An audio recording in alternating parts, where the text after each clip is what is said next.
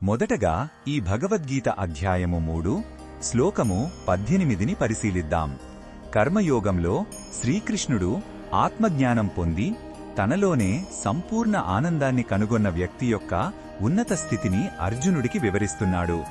అటువంటి వ్యక్తికి కర్మలతో ఎలా సంబంధం ఉండదో ఈ శ్లోకం స్పష్టం చేస్తుంది. మొదటగా ఈ పవిత్ర శ్లోకాన్ని భక్తితో విందాం.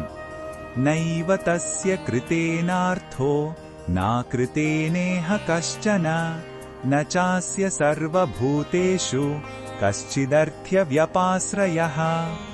ఈ శ్లోకం అర్థమేమిటంటే, ఆత్మజ్ఞానం పొందిన వ్యక్తికి ఈ లోకంలో నియమిత కర్మలు చేయడం వలన సాధించవలసిన ప్రయోజనం ఏదీ ఉండదు. అలాగే కర్మలు చెయ్యకపోవడం వలన అతనికి వచ్చే నష్టం కూడా ఏమీ లేదు.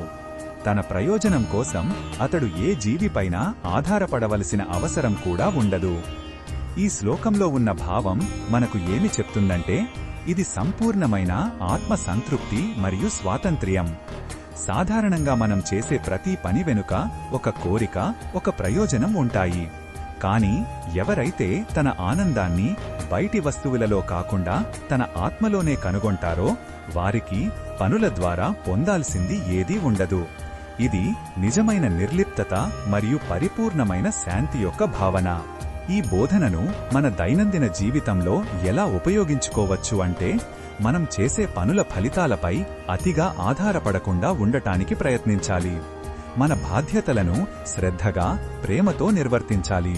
కాని వాటి నుండి ఏమి వస్తుందని ఆందోళన చెందకూడదు. ఇతరులకు సహాయం చేసేటప్పుడు ప్రతిఫలం ఆశించకుండా చేయడం ద్వారా మనం కూడా ఈ నిర్లిప్తత భావాన్ని కొద్దిగానైనా అనుభవించవచ్చు. ఇది మన మానసిక ఒత్తిడిని తగ్గించి ప్రశాంతతను ఇస్తుంది.